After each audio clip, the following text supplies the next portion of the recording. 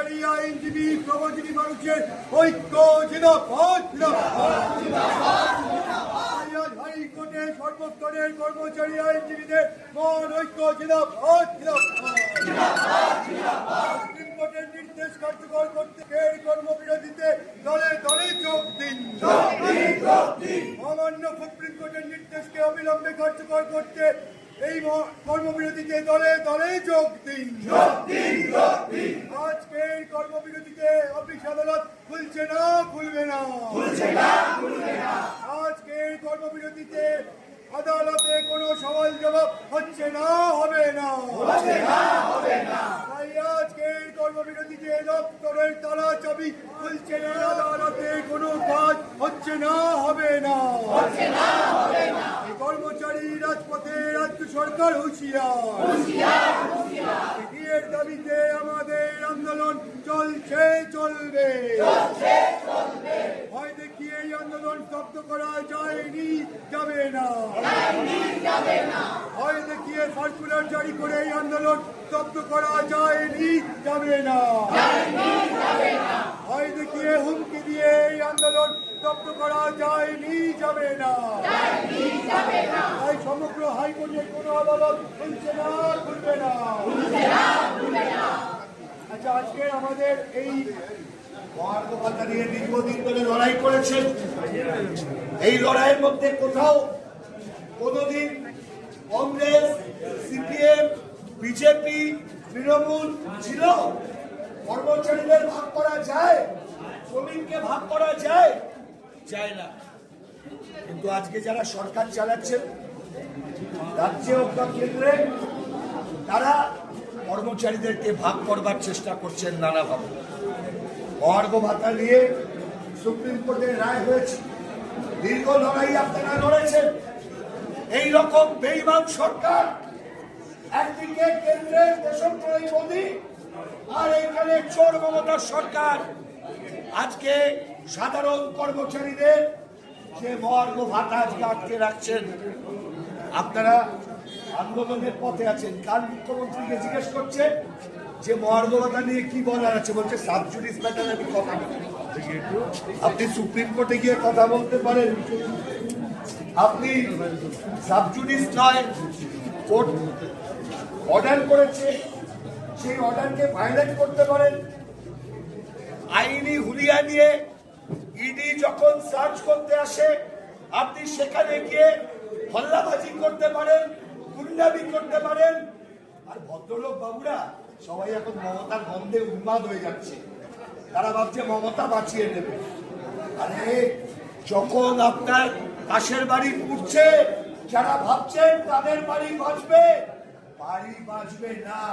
11 সাল থেকে এই বাংলায় মমতার সরকারের রূপ বাংলার মানুষ আজকে টের পাচ্ছেন, শ্রমিক কর্মচারীরা টের পাচ্ছেন।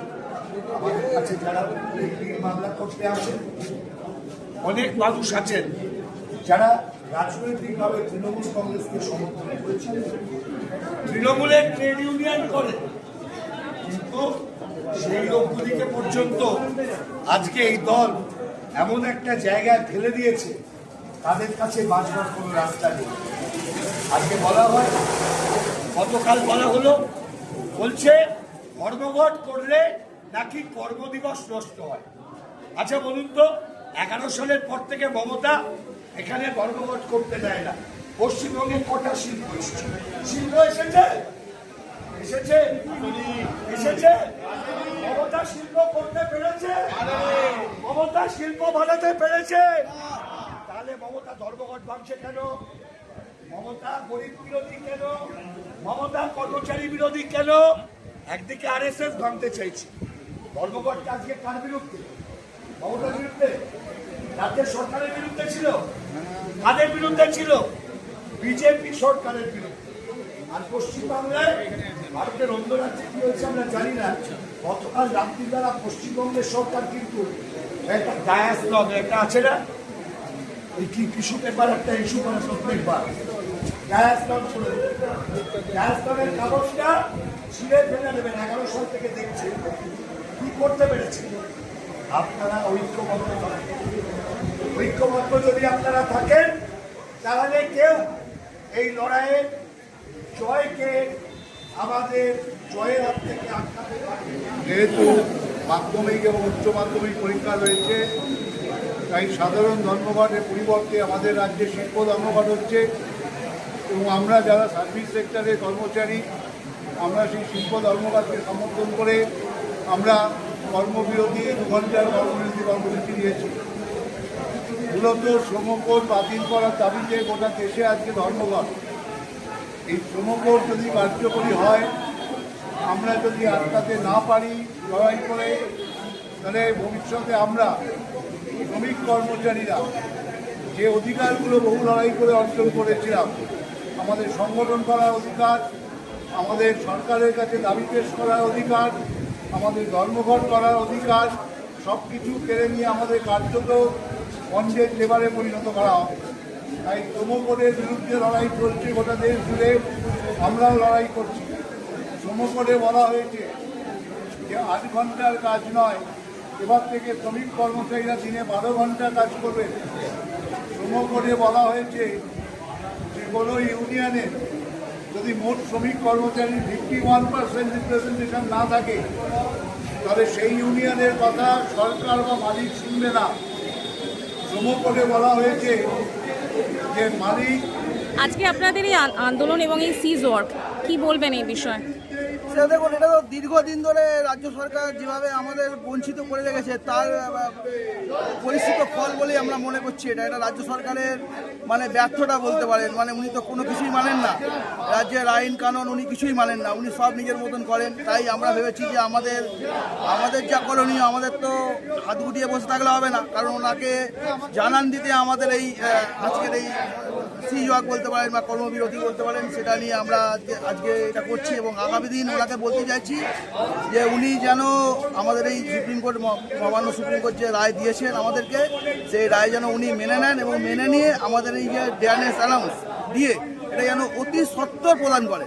কারণ আমরা রাজ্য সরকারি কর্মচারী যারা রাজ্য সরকারের কাছ থেকে বেতন পাই কোষাগার থেকে, তারা আজকে বড়ই বিপদে। কারণ আমরা দেখছি দীর্ঘদিন ধরে উনি যত বছর ক্ষমতায় এসছেন 2011-র পর থেকে উনি কিন্তু আমাদেরকে পরস্পর বঞ্চনা করছেন।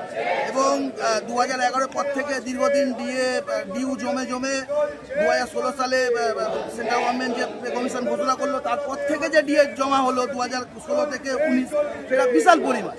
এবং মহামান্য আদালত বলেছেন 2008 থেকে 2019 পর্যন্ত এই ডিএ মিটিয়ে দেওয়ার জন্য। আমরা চাইছি এই ডিএ যেন উনি অতি সত্বর মিটিয়ে দেন, না হলে কিন্তু আগামী দিনে আমরা আরও বৃহত্তর আন্দোলন করব এবং সমস্ত রাস্তাঘাট আমরা শব্দ করে দেবো। আমরা বলছি যেন উনি যেন আমাদের এই আবেদন মেনে নেন, না হলে কিন্তু আমরা কিন্তু বৃহত্তর আন্দোলন করব এবং আমরা সমস্ত রাস্তাঘাট এই কর্মচারীরা সমস্ত কিছু বন্ধ করে দেবো। এটা আপনাকে আমি একদম সরাসরি বললাম, আমরা আমাদের কর্মচারী সমাজের পক্ষ থেকে, আপনি এটা মেনে নেন। হাইকোর্ট পুরোপুরি বন্ধ করে দেবেন? পুরোপুরি বন্ধ করে দেবো, শুধু হাইকোর্ট না, সমস্ত ওয়েস্ট বেঙ্গল বন্ধ করে দেবো আমরা যদি না মেনে নেন। আপনার কত বড় ক্ষমতা, কত আপনার জেল আছে আমরা দেখবো, আমাদের কত কর্মচারীকে আপনি জেল ভরতে পারেন, আমরা সেটা দেখবো। আজকে আমাদের হাইকোর্টে যে কর্মবিরতি চলছে সেটা হলো, আপনারা সবাই জানেন যে ডিএ সংক্রান্ত সুপ্রিম কোর্ট একটা ঐতিহাসিক রায় দিয়েছে এবং সেই রায়টা কার্যকর করার জন্য নির্দেশও দিয়েছে রাজ্য সরকার। কিন্তু এখনও পর্যন্ত রাজ্য সরকারের তরফ থেকে কোনো রকম সদুত্তর আমরা দেখতে পাচ্ছি না এবং এটা নিয়ে টালবাহানা চলছে।